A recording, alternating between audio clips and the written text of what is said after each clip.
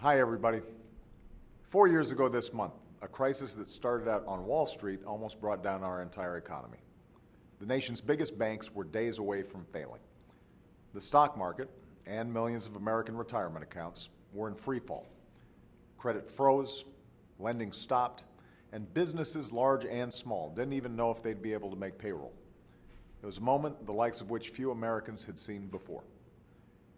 Today, we know the biggest cause of that crisis was reckless behavior in the housing market. Millions of Americans who did the right and responsible thing, who shopped for a home, secured a mortgage they could afford, and made their payments on time, were badly hurt by the irresponsible actions of others. By lenders who sold loans to families who couldn't afford them, and buyers who knew they couldn't afford them. By speculators who were looking just to make a quick buck. And by banks that packaged and sold those risky mortgages for phony profits. When the party stopped and the housing bubble burst, it pushed our entire economy into a historic recession and left middle-class families holding the bag. 4 years later, the housing market is healing. Home sales and construction are up, prices are beginning to rise, and more than 1 million families who began this year owing more on their mortgages than their homes are worth are now back above water. So we're moving in the right direction, but we're not there yet. There are still millions of Americans who are struggling with their mortgages, even at a time of historically low rates. Now, I know there are some who think that the only option for homeowners is to just stand by and hope that the market has hit bottom. I don't agree with that. That's why my administration teamed up with state attorneys general to investigate the terrible way many homeowners were treated and secured a settlement from the nation's biggest banks.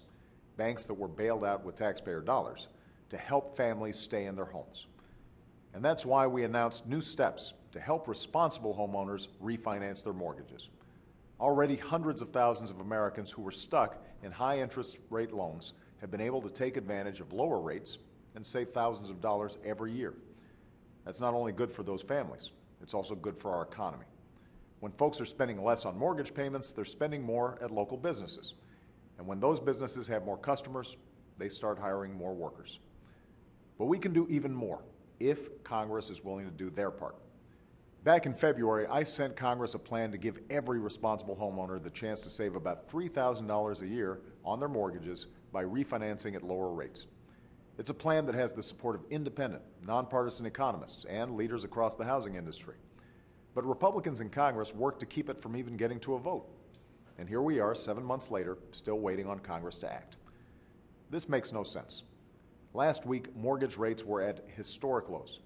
But instead of helping more and more hardworking families take advantage of those rates, Congress was way on break. Instead of worrying about you, they'd already gone home to worry about their campaigns.